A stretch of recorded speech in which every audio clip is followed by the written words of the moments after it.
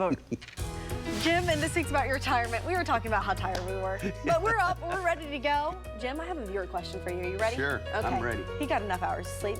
A viewer asked, Jim, we're getting more concerned about our 90-year-old dad and him driving.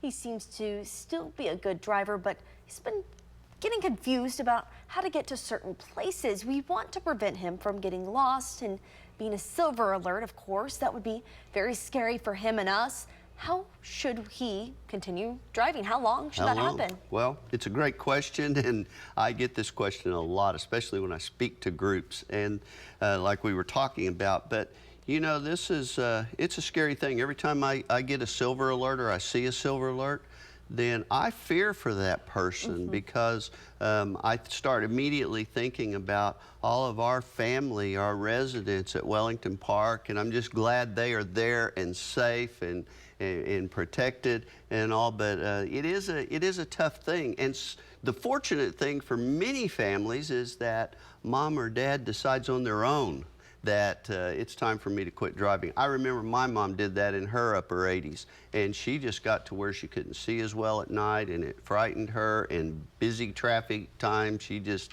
said, I'm not driving anymore. And then she did some great things that we'll talk about next week. But there's some considerations. First of all, it's about maintaining independence. And you got to think about when we're 16 years old and we get our driver's license and we feel that freedom, that excitement, and now we don't have to rely on anybody to take us anywhere, and we can go when we want, take ourselves to school, to sporting events, all what activities, all of those things. And so now the thought of losing that, and with this viewer's father, been driving 74 years, Tevis, so that's a long time to start giving something up. So it's an important consideration. Now, some of the things that we want to share with you here on these considerations, the first one is everyone ages differently, so there's no set age. It's all about, is this person able to drive safely? Because you not only want your loved one to be safe, you don't want them to be the cause of an innocent person being hurt.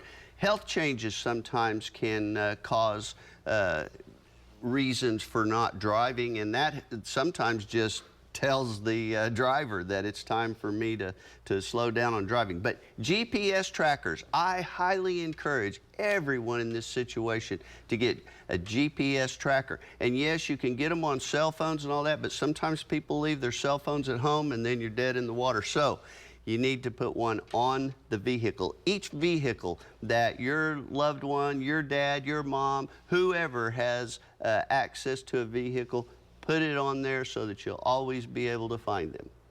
Absolutely. Jim, thank you for joining us this morning. The 16-year-old independence, that is just a joy. Hey, don't forget you can get more retirement advice right on news9.com.